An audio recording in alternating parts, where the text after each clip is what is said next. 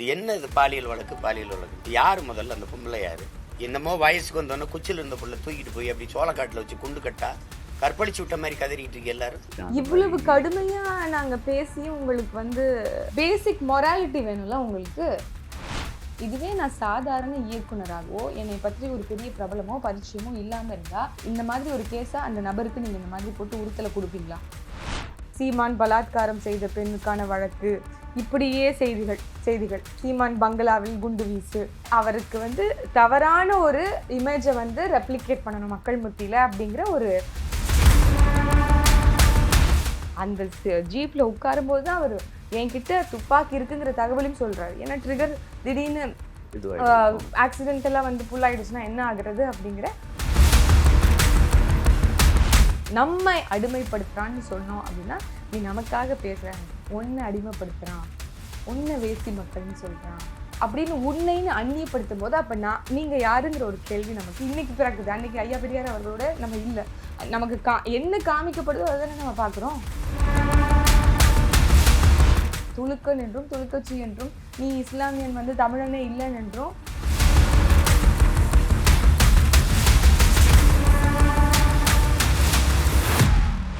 Wow தமிழா நேயர்களுக்கு வணக்கம். நாம் தமிழர் கட்சியின் இளைஞர்கள் பாசறையின் தமிழக ஒருங்கிணைப்பாளரான ஃபாத்திமா ஃபர்ஹானா அவர்களை சந்திக்கிறோம். வணக்கம். வணக்கம். சீமான் வீட்டில் என்ன நடந்துச்சு? ஒரு வழக்கு உங்களுக்கு தெரியும், ஒரு கிட்டத்தட்ட ஒரு 8-9 ஆண்டுகளுக்கு மேலாக ஒரு பெண் எங்களுடைய தலைமை மேலே ஒரு குற்றம் சுமத்தியிருக்கிறாங்க.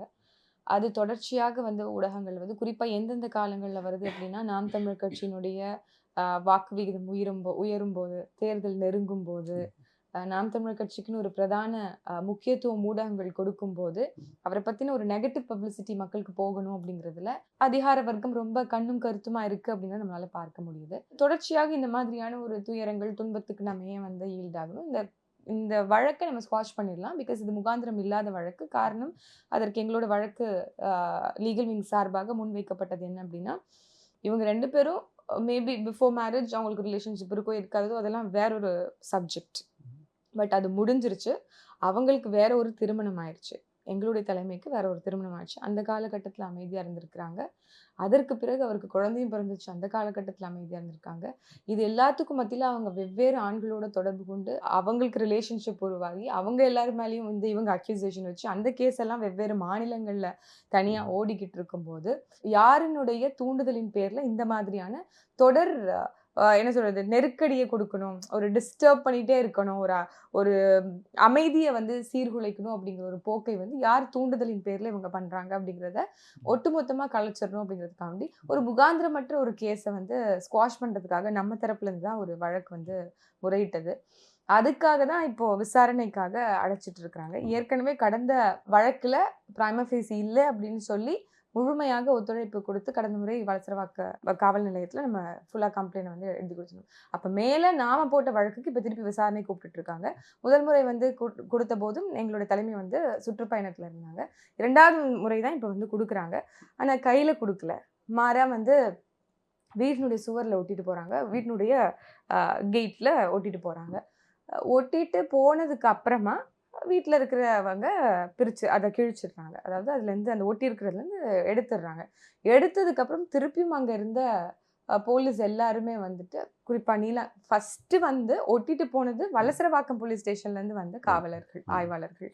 அவங்க போனதுக்கப்புறம் இங்கேருந்து வேவு பார்த்து நீலாங்கரையினுடைய மேபி ஐஎஸ்ஆர் இருக்கலாம், வேறு யார் வேணாலும் இருக்கலாம், அவங்க திருப்பியும் நீலாங்கரை போலீஸை கூப்பிட்டு அவங்க பிடிச்சிட்டாங்க அப்படின்னு சொல்லிட்டு வந்தாங்க.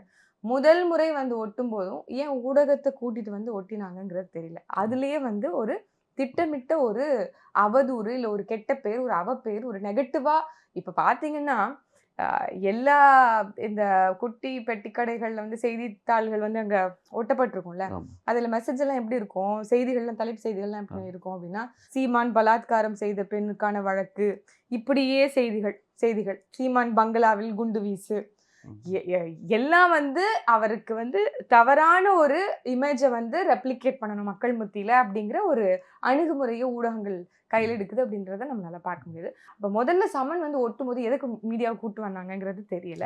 அப்போ முழுக்க முழுக்க ஒரு காழ்ப்புணர்ச்சி, அவர் மேல ஒரு கெட்ட ஒரு ப்ரொமோஷன் கொடுக்கணும், ஒரு நெகட்டிவ் பப்ளிசிட்டி கொடுக்கணும் அப்படிங்கிறது நோக்கமா இருந்திருக்குங்கிறது தெரியுது.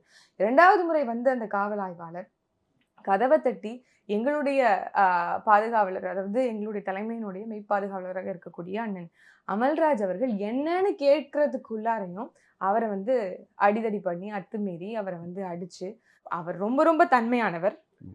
பார்த்தவங்க எல்லாருக்குமே தெரியும், கட்சியில் இருக்கவங்க எல்லாருக்குமே தெரியும். பாதுகாப்பு படை பிரிவில் வந்து எக்கச்சக்க எக்ஸ் ஆர்மி மென் இருக்காங்க நாம் தமிழர் கட்சியில். ஓய்வு பெற்ற ஆர்மியிலேருந்து வந்திருக்கக்கூடியவர்கள் அதிகமான பேர் நம்மளுடைய கட்சியில் வந்து பாதுகாப்பு படை பிரிவில் இருக்கிறாங்க. இவர் வீட்டிலேயே வந்து பாதுகாப்பு கொடுத்துட்டு இருக்கிறாரு. என்ன ஏதுன்னு கேட்கறதுக்கு முன்னாடி அவரை நீங்கள் பண்ணுறீங்க, அவரை அடிக்கிறீங்க, அவரை உதைக்கிறீங்க, அவர் நீங்கள் வாங்க வந்து ஜீப்பில் உட்காருங்க, ஏன் கிழிச்சிங்க, இது தவறுன்னு சொல்லிட்டு கூட்டு பண்ணால் கூட நாகரிகமாக வந்திருக்கக்கூடிய ஒரு ஆள். ஆனால் அவர் சட்டையை பிடிச்சி இழுத்து, அவர் சட்டையை கிழிச்சு, அவரை பிடிச்சி அப்படியே ஒரு குண்டு கட்டா தூக்கிட்டு போய் ஜீப்பில் உட்காந்து, அந்த ஜீப்பில் உட்காரும்போது தான் அவர் என்கிட்ட துப்பாக்கி இருக்குங்கிற தகவலையும் சொல்றாரு. ஏன்னா ட்ரிகர் திடீர்னு ஆக்சிடென்டெல்லாம் வந்து புல் ஆயிடுச்சுன்னா என்ன ஆகுறது அப்படிங்கிற பயத்தில் மேபி அவர் சொல்லியிருக்கலாம். ஸோ அப்படி அவராக சொன்னதுக்கு அப்புறம் தான் அந்த ஆயுதமும், இன்னும் சொல்ல போனால் அவர் வந்து ஆல் இண்டியா லைசன்ஸ் வாங்கி அவர் வந்து அந்த கன் வந்து கையில் வச்சிருக்காரு. ஒரு தற்காப்புக்காக வச்சிருக்காரு. ஒரு எக்ஸ் ஆர்மி மேனுக்கு ஒரு பார்டர் செக்யூரிட்டி ஃபோர்ஸில் 25 ஆண்டுகள் பணிபுரிந்த ஒரு நபர். ஏதோ ஒரு சாமானியர்னு நம்ம சொல்லவே முடியாது. ஒரு நல்ல பயிற்சி பெற்ற ஒரு எக்ஸ் ஆர்மி மேன். அப்படி இருக்கிறவங்க வந்து ஒரு அதிகாரியை பார்த்து எப்படி நடந்துக்கணும்னு கட்டாயம் தெரியும். ஆனால் அந்த அதிகாரிகளுக்கு ஒரு சாமானியனாக இருந்தாலும் எப்படி கையாளணும் தெரியாத ஒரு போக்கை தான் அந்த காணொலி வந்து நமக்கு வந்து உணர்த்துது அப்படிங்கிறத என்னால் பார்க்க முடியுது. இது அப்பட்டமான அராஜக போக்கு, இது அப்பட்டமான காவல்துறை அத்துமீறல் தான் சொல்லணுமே தவிர்த்து, காவல்துறையினுடைய பணிதான் என்ன? இங்க பாதுகாப்பு கொடுக்க வேண்டியது. ஆனால் காவல்துறையே பாதுகாப்பு என்ன சொல்றது, அச்சுறுத்தக்கூடிய ஒரு சூழலை உருவாக்கக்கூடிய ஒரு தன்மை வந்து நேற்றைய நிகழ்வு வந்து நம்மளுக்கு உணர்த்துதுன்னு சொல்லணும். ஆனா சம்மனை கிழிக்கக்கூடாது அந்த மாதிரி கொஞ்சம் அட்வொகேட் சொல்லிட்டு இருக்காங்க. முதல்ல அப்படி நீங்க இந்த சட்டத்தை சொன்னீங்க அப்படின்னா, நான் இந்த சட்டம் சொல்றேன். வீட்டுக்குள்ள ஆளே இல்லாம இருந்தீங்கன்னா நீங்க வந்து சமனை ஓட்டலாம். வீட்டுல ஆள் இருக்காங்க, சமனை கையில கொடுக்க வேண்டியதானே? ஏன் நீங்க சமனை கையில கொடுக்கல? இன்னும் ஒரு கூடுதல் சட்டம் என்ன அப்படின்னா, கையில வந்து on behalf of the party யார் வாங்கினாலும் அவங்க கிட்ட ஒரு அக்னாலஜ்மெண்ட்டுக்கு ஒரு சைன் வாங்கணும். அவங்க சைன் போட தெரியலன்னா ஒரு தம் பிரிண்டாவது வைக்கணும். இப்படி ஒரு சட்டம் இருக்கே, ஏன் நீங்க இதை பண்ணல அப்படின்னு நாங்க கேட்கலாம்ல. இதையே நீங்க ஃபர்ஸ்ட் ஹேண்டா பண்ணலையே. அதையும் தாண்டி ஒரு ட்ரெஸ் பாஸ் எப்படி ஒரு காவல்துறை ஆனா அது முயற்சி பண்ணவே இல்லையா? அவங்கள மீட் பண்றதுக்கு அந்த வீடியோவை பாருங்க. நீங்க தானே ஊடகத்தை கூட்டிட்டு வந்தது எங்களுக்கு அட்வான்டேஜா போயிருக்கு இப்போ. அது இல்லைன்னா எங்க கிட்ட சிசிடிவி கேமராவும் இருக்கு, அது வேற விஷயம். உள்ள நேரா வரீங்க, எங்களுடைய கார்டு கிட்ட கேட்குறீங்க, செக்யூரிட்டி கார்டு கிட்ட கேட்குறீங்க என்னன்ட்டு, சமன் ஓட்ட போகிறோங்கிறாங்க. சரின்ட்டு சமன் ஓட்டுறாங்க. இதுதான் முதல்ல நடந்த காட்சி. திரும்ப சீமான் சொல்லும்போது படிக்கிறதா கிழிச்சோன்னாங்க. ஆனால் கிழிச்சதை பார்த்தா அப்படி தெரியல ஸ்டேட்மெண்ட். நீங்க வந்து கைது அதாவது எங்களுடைய தரப்பு அதாவது பாதுகாவலரை கைது பண்ணிட்டு போனதுக்கு அப்புறம் எவ்வளவு அடிதடி, அவருக்கு எவ்வளவு காயம் ஆயிருக்கும், அவர் கண்ணை குத்தி இருக்கிறாங்க, இதெல்லாம் வெளிப்படையா ஊடகத்துல இருக்கு. ஆனால் செய்தி ஊடகங்கள் என்ன தெரியுமா போட்டுச்சு? போலீஸ் காவலருக்கு வந்துட்டு மிகப்பெரிய ஆபத்து, அவர் வந்து உடம்பெல்லாம் வந்துட்டு காயமாயிருச்சு, அவர் போய் ஹாஸ்பிட்டல் அட்மிட் பண்ணியிருக்கோம் செய்தி போட்டுச்சு. வெளிப்படையா வீடியோ விஷுவல்ஸ் இருக்குங்க, யார் யாரை தாக்கினான்னு. அப்படி இருக்கும்போது காவலருக்கு வந்து இந்த மாதிரி ஆயிடுச்சு, நீங்க பொய்யை பரப்புவீங்க, என்ன வேணாலும் சொல்லலாம். அவங்க மேல போய் குற்ற வழக்குகளை நீங்க போடலாம். அவர் வந்து உயிருக்கு அச்சமூட்டும் வகையில நடந்துக்கிட்டாருன்னு, அவர் ஆர்ம்ஸ் வச்சிட்டு இருந்தாரு அப்படிங்கிற 2 பொய் வழக்குகளை நீங்க போட்டிருக்கிறீங்க. நீங்களே வந்துட்டு ஒரு சில காரணங்களையும் கொடுத்துடுறீங்க. இப்போ வந்து பெரியார் அமைப்புகள் வந்து போராட்டம் பண்றா சொன்ன உடனே இந்த உருட்டுக்கட்டைகளோட இருந்தாங்கன்ற ஒரு அதே அந்த மாதிரி இவங்க மேல மட்டும் அந்த நீங்க தற்காப்புக்காக ஒருத்தவங்களை கொலையே செய்தாலும் அது தவறு இல்லைங்கிறது தான் நமக்கு சட்டம் சொல்லுது. நாங்க தற்காப்புக்காக எதுவுமே பண்ணக்கூடாதுன்னு ஏதாவது ஆக்சுவலி எப்பயும் முற்றுகை போராட்டம் ஒரு எண்ட்லயே முடிஞ்சிடும். அப்படி இருக்கும்போது அதெல்லாம் தேவையா அப்படின்னு நீங்க அந்த தரப்பு வந்து குண்டு வரைக்கும் இன்னைக்கு வீசிட்டு போயிருக்கே, அதுக்கு என்ன சொல்லுவீங்க? குண்டு வீசுறதுக்காண்டி முயற்சி பண்ணிட்டு இருக்காங்கன்னு 10 பேரை கைது பண்ணிட்டு போயிருக்கு. எது வன்முறைங்கிறது தெளிவா நம்ம புரிந்து கொள்ளணும். ரொம்ப ரொம்ப இராணுவ ஒழுக்கத்தோடு கட்டுப்பாடோடு இயங்கிக் கொண்டிருக்கக்கூடிய ஒரு கட்சி நாம் தமிழர் கட்சி. யார் ஒரு இன்னும் அந்த விஷுவல்ஸை நீங்க பாத்தீங்க அப்படின்னா, இனிஷியேஷன் இல்லை, அங்க வயலன்ஸே எங்க தரப்புல இருந்து நடக்கவே இல்லை. முழுக்க முழுக்க காவல் ஆய்வாளரனுடைய சதி திட்டமிடல் ஆர்கெஸ்ட்ரேட் பண்ண ஒரு செய்தியா சம்பவமா தான் நாங்க இதை பாக்குறோம். அப்படி நாங்க இங்க தற்காப்புக்காக ஒரு செயல் பண்றதை நீங்க பெரிய வன்முறை அப்படிங்கிறத ஒரு பெரிய ஒரு நரேட்டிவா மக்கள் மத்தியில செட் பண்றீங்க அப்படின்னா அது என்ன மாதிரியான மெசேஜை நீங்க கொடுக்கறதுக்கு முயற்சிக்கிறீங்கிற கேள்விதான் நமக்கு அடிப்படையில வருது. சீமானோட ப்ரெஸ் மீட் பார்த்தீங்களா, அவர் பேசின ஒரு சில வார்த்தைகள் ரொம்ப கடுமையாக இருந்துச்சு. நான் காலேஜ் பண்ண கையை பிடிச்சிருச்சேனா அந்த மாதிரி கற்பழிச்சேன். இவ்வளவு கடுமையா நாங்க பேசியும் உங்களுக்கு பேசிக் மொராலிட்டி வேணும்ல. உங்களுக்கு ஒரு 36 லட்சம் வாக்குகளை பெற்றிருக்கக்கூடிய அரசியல் கட்சியினுடைய தலைவர், 3வது பெரிய அரசியல் கட்சி, 8.22 விழுக்காடு வாக்குகள் பெற்றிருக்கு. இத்தனை மக்களினுடைய நம்பிக்கை அபிமானமாக இருக்கக்கூடிய ஒரு தலைவர், ஒரு சாதாரண திமுகவினுடைய கவுன்சிலருக்கோ ஒரு வார்டு மெம்பருக்கோ இல்ல ஒரு உறுப்பினருக்கோ இந்த மாதிரியான அணுகுமுறையை திமுகவின் காவல்துறை செய்யுமா? ஏன்னா ஐயா ஸ்டாலின் அவர்களுடைய நேரடி கட்டுப்பாட்டு கீழே இருக்கக்கூடிய காவல்துறை. எங்க தலைமை கேட்கறது ஒண்ணுதான். இதுவே நான் சாதாரண இயக்குனராகவோ என்னை பற்றி ஒரு பெரிய பிரபலமோ பரிச்சயமோ இல்லாம இருந்தா இந்த கேஸை வச்சு என்னை இந்த மாதிரி ஒரு கேஸா அந்த நபருக்கு நீங்க இந்த மாதிரி போட்டு உறுத்தல கொடுப்பீங்களா, குடைச்சல கொடுப்பீங்களா? ஏன்னா 1008 நியாயமான வழக்குகள் நிலுவையில இருக்கு. தவறுன்னு சொல்ல முடியுமா? நம்ம நேஷனல் கிரைம் ரெக்கார்ட் பியூரோ படி என்ன சொல்றாங்க, அத NCRB படி 85 விழுக்காடு பெண்கள் குற்றம் நடந்ததுன்னா சொல்றதே இல்லையா. அதுல 15 விழுக்காடுல 10 விழுக்காடு பெண்களுடைய கம்ப்ளைண்ட் இங்க போலீஸ்காரங்க எடுக்கிறதே இல்லை. நியாயமா நடக்கக்கூடிய பெண்களுக்கு எகென்ஸ்டா நடக்கக்கூடிய குற்றங்களை நீங்க கம்ப்ளைனா கூட எடுக்க மாட்டோங்கிற நிலைமையில இருக்கும்போது ஒரு அரசியல் கட்சி தலைவர் என்றதுனாலே அவங்களுக்கு அச்சுறுத்தலாக இருக்கக்கூடிய ஒரு எதிர்கட்சியாக உருவெடுத்து விடுவார் என்கின்ற அச்சத்தினாலேயே நீங்க இந்த மாதிரியான ஒரு செயல்முறையில ஈடுபடுவீங்க. அப்படின்னா இந்த மாதிரி அரசமைப்பை, இந்த மாதிரி ஒரு ஜனநாயக நெறிப்ப, ஒரு ஆன்டி டெமோக்ராட்டிக் பிஹேவியர் நம்ம என்னன்னு சொல்றோம், இவங்க ஃபேசிஸ்ட்னு சொல்லி ஒன்றிய அரசு திட்டுறதுக்கு இவங்களுக்கு என்ன தகுதி இருக்குங்கிறத நம்ம கேட்கக்கூடிய கேள்வி. இவ்வளவு ஃபேசிஸ்டா நீங்க பிஹேவ் பண்றீங்களே. நாசுகா கேட்டுக்கலாம், ஏதோ இந்த மாதிரி வார்த்தைகள் யூஸ் பண்றது அதுதான் நான் சொல்றேன். இவ்வளவு காட்டமா கேட்டே அவங்க திருப்பி அடக்குமுறையை ஏவக்கூடிய நிலைமையில இருக்கிறாங்க அப்படின்னா நாங்க சைலண்டா போனா, நாங்க அமைதியா போகணுங்கிறது அவங்க விருப்பம். அமைதியா போறதுக்கு நாங்க இங்க கட்சி தொடங்கலையே. இங்க நடக்கக்கூடிய அநீதிகளுக்கு ரொம்ப என்ன சொல்றது, துணிவோடு இங்க இயங்கக்கூடிய ஒரு அரசியல் கட்சி மக்கள் எதிர்பார்க்கிறாங்க. இல்லைன்னா எல்லாரும் பயந்து மாத்தி திருப்பி தவறு செய்தவர்களுக்கே வாக்கு செலுத்தி அதிகாரத்துல இடம் கொடுக்க வேண்டிய கட்டாயத்துல மக்கள் தள்ளப்படுறாங்க. அப்ப மக்களுக்கு எப்போது நம்பிக்கை வரும்? ஒரு துணிவான தலைவன் நமக்காக இருக்காங்க போது தானே வரும். எதற்கும் பயப்பட மாட்டாரு, எந்த பிரச்சனைக்கும் பயப்பட மாட்டாரு அப்படிங்கிற ஒரு தலைமையை எதிர்பார்த்து மக்கள் இருப்பாங்களா இல்லையா? எவ்வளோ சமரசங்கள் இருந்தாலும் அவருடைய கொள்கையிலயோ கோட்பாடுகள்லயோ சருக்களை ஏதாவது இது வரைக்கும் கண்டிருக்கோம். தன்னுடைய கோபத்தை வெளிப்படுத்ததான் அப்படி பேசினாரு. படபடப்புலாம் அந்த மாதிரி கிடையாது. அது அவருடைய பாணி, அது அவர் அப்படிதான் எதிர்கொள்ளக்கூடிய ஒரு. பெரியார் நம்ம திராவிடன் பார்ட்டிஸ் அவர் பெரிய இமேஜா பார்த்தப்பெல்லாம் இவர் எதிர்க்கல. ஆனா விஜய் பெரியார் கொள்கை தலைவர் சொன்னதுக்கு அப்புறம் தான் போக்குல மாற்றம் வந்திருக்கா? ஏன்னா அது வரைக்கும் அவர் பெரிய ஆதரிச்சு பேசியிருக்கு. இல்ல, தமிழ் தேசியம் என்கின்ற இந்த கருத்தியலை பலரும் நமக்கு முன்னாடி பேசிட்டு வந்திருக்கிறாங்க. அதுக்கப்புறமா பிற்காலத்துல ஐயா பே மணியரசன் அவர்கள் போன்றவங்க எல்லாருமே தமிழ் தேசியத்தை பத்தி பேசியிருக்காங்க. ஆனால் தமிழ் தேசியம் என்கின்ற இந்த கருத்தியலுக்கான ஒரு புதிய சிந்தனை என்பது, ஒரு புதிய கோணல் என்பது 2009 இன அழிப்புக்கு பிறகு ஒரு புதிய கோணல் அடையுது இல்லையா? அது வரைக்கும் திராவிடத்திடம் தமிழர்கள் ஏமாந்துட்டு இருந்தோம்ங்கிற ஒரு கருத்து இருந்துச்சு. ஆனால் திராவிடமே ஏமாற்று என்கின்ற கருத்தியல் இந்த 2009க்கு பிறகுதான் உருவாகுது அப்படிங்கிறது என்னை போன்ற இளைஞர்களுக்கான புரிதல். அப்படி இருக்கும்போது நாம மீள வாசிப்புல உட்படுத்துறோம் ஒரு சில தலைவர்களை. எல்லா முன்னவர்களும் தமிழுக்காக இருந்திருக்காங்க, தமிழுக்காக அரும்பாடு பண்ணியிருக்காங்க, தமிழ் மக்களினுடைய விடுதலைக்காக பல இடங்கள்ல குரல் கொடுத்திருக்கிறாங்க. ஐயா பாரதி அவர்கள், பெரியார் அவர்கள் அரசியல் பேசுவது தொடங்குறதுக்கு முன்பே பெண் விடுதலை பற்றியும் பெண் அடிமைத்தனத்தை பற்றியும் இங்க சமூக நீதியை பற்றியும் பேசியிருக்கிறாரு, பாடியிருக்கிறாரு. பெண் அடிமை தீரு மட்டும் எவ்வளவோ புலவர்களும் பாடியிருக்கிறாங்க. மண்ணடிமை தீருமன்றோ அப்படிங்கிறதெல்லாம் பாடியிருக்கிறாங்க.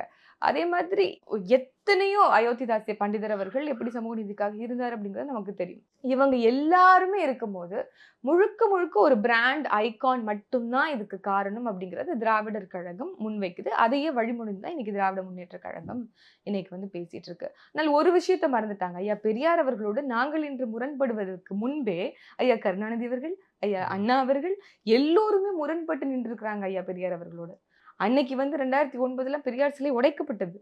அப்போது திகாவினர் வந்து கைது செய்யப்பட்டார்கள். ஐயா கருணாநிதியினுடைய ஆட்சியில நடந்தது இது. அப்போ ஐயா பெரியார் அவர்கள் இதெல்லாம் பேசியிருக்கிறாங்க அப்படிங்கிறத நம்ம முன்வைக்கும் போது உங்களுக்கு வலிக்குது, வானத்துக்கு பூமிக்கும் கொதிக்கிறீங்க அப்படின்னா, பெரியாரினுடைய எழுத்துக்களை நாட்டுடைமையாக்குங்கிறது தான் இறுதி தீர்வா இருக்கும். இதைத்தான் நம்ம முன் வச்சு கேட்கிறோம். பெரியார் சொன்னதை முன்வைக்கிறோம். அது ஏத்துக்கிறதும் ஏத்துக்காததும் மக்களுடைய விருப்பு வெறுப்பு. நீங்க அதை வந்து எதிர்க்கிறீங்க அப்படின்னா கருத்தில எதிர்த்துட்டு போங்க. இல்ல எதுக்குறது ஆரம்பத்தை ஆதரிச்சீங்க. இப்பதான் ஒரு 3 மாசமா இல்ல தான் கடுமையா அதுதான் நான் எதிர்க்கிறீங்க. ஆரம்பத்துல தொடங்கும் போது சொன்னேன். ஒரு மீள் வாசிப்புக்கு தமிழ் தேசிய பார்வையில உட்படுத்தும் போது அவரை பற்றிய புதிய புரிதல்கள் நமக்கு ஏற்படுது. நிறைய சறுக்கல்கள் இருக்கு. குறிப்பாக தன்முரனோடு ஒவ்வொரு இடங்களிலும் நடந்துட்டாருங்கிறது தான் நமக்கு உணர்த்துது.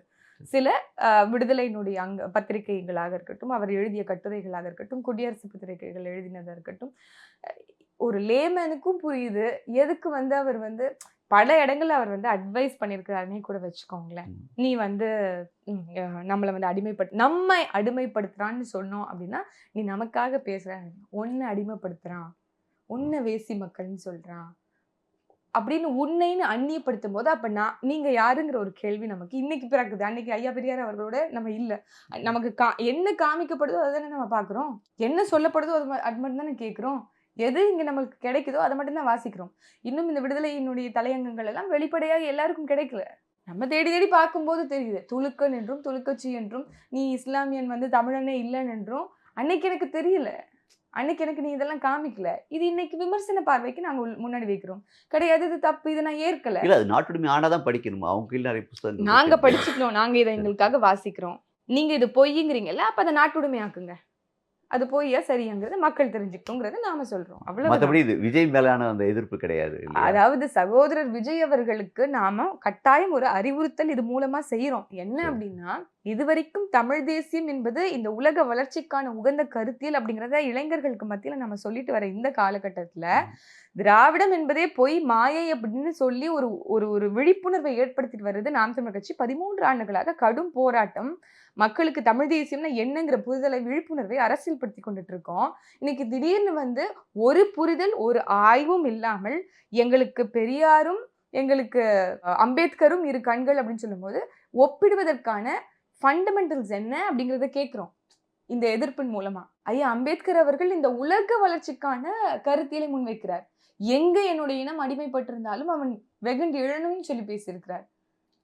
அது வெறும் தமிழ்நாட்டுல இல்ல, அது வெறும் பீகார்ல இல்ல, அது வெறும் பஞ்சாப்ல இல்ல, ஒட்டுமொத்த உலகத்துக்கும் அவர் பேசியிருக்கிறார். அப்படி ஐயா பெரியார் அவர்கள் ஏதாவது பேசியிருக்கிறாங்களா அப்படின்னு கேட்கிறோம். நீங்க அவரை கொள்கை தலைவரா வச்சிருக்கீங்க அப்படின்னா, இவ்வளவு விமர்சிச்சதுல உங்களுக்கு ஏன் கோபம் வரல?